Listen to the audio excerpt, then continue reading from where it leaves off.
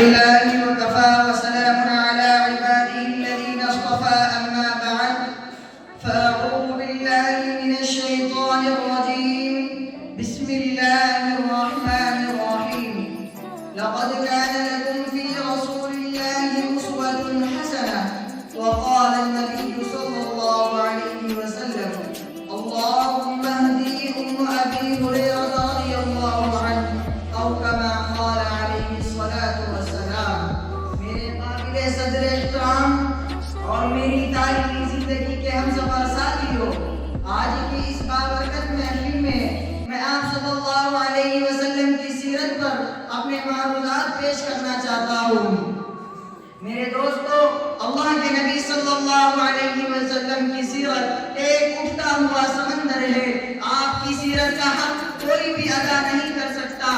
کسی انسان میں یہ قوت نہیں کہ وہ کہہ دے کہ میں نے آپ صلی اللہ علیہ وسلم کی سیرت کا حق ادا کر دیا۔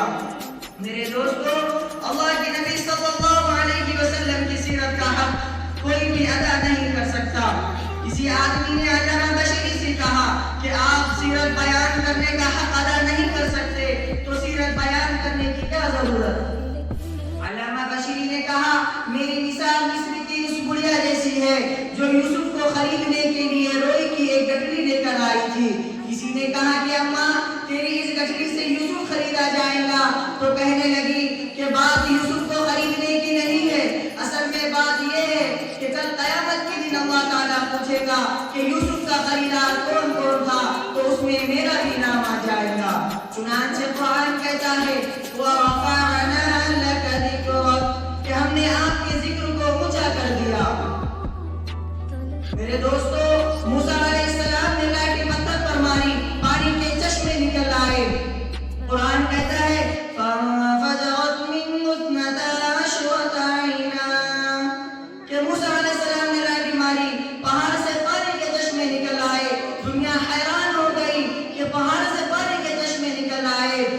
میرے دوستو، پہاڑ سے پانی کے چشموں کا نکلنا قرین قیاس ہے، عقل کے خلاف نہیں۔ پانی کے چشمے زمین سے نکلتے ہیں، پانی کے چشمے پہاڑ سے نکلتے ہیں۔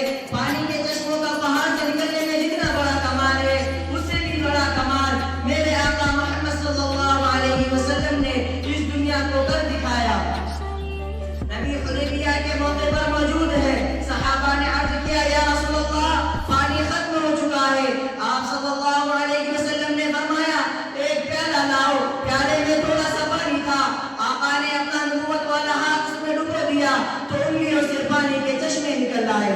قرآن کہتا ہے وَرَفَعْنَا لَكَ ذِكْرَكَ کہ ہم نے آپ کے ذکر کو اور آپ کی شان کو اونچا کر دیا۔ میرے دوستو، دعا کی قبولیت بھی آپ صلی اللہ علیہ وسلم کے پاس۔ ایک مرتبہ حضرت ابو ہریرہ آئے اور فرمایا یا رسول اللہ میری ماں کے لیے دعا کیجیے۔ تو آپ صلی اللہ علیہ وسلم نے اپنا نبوت والا ہاتھ اٹھایا اور دعا کی کہ اللہم اہدی ابی ہریرہ رضی اللہ عنہ کہ یا اللہ ابو ہریرہ کی ماں کو ہدایت نصیب فرما۔ یہ دعا کرتے ہی ابو ہریرہ اٹھے اور گھر کی طرف دوڑے جا رہے تھے۔ کسی نے راستے میں بازو پکڑ لیا اور کہا کہ ابو ہریرہ کیا بات ہے، کہاں دوڑے جا رہے ہو؟ ابو ہریرہ نے کہا کہ میں دیکھنا چاہتا ہوں کہ پہلے میں گھر پہنچتا ہوں یا محمد صلی اللہ علیہ وسلم کی دعا پہلے گھر پہنچتی ہے۔ گھر پہنچے تو دیکھا کہ ماں غسل سے فارغ ہو کر فرمانے لگی کہ اے ابو ہریرہ جلدی کر مجھے رسول اللہ صلی اللہ علیہ وسلم کے دروازے پر لے جا کر کلمہ پڑھا دے، یہ میرے نبی کی شان ہے۔ تو اس بات پر بھی قرآن کہتا ہے وَرَفَعْنَا لَكَ ذِكْرَكَ کہ ہم نے آپ کے ذکر کو اونچا کر دیا۔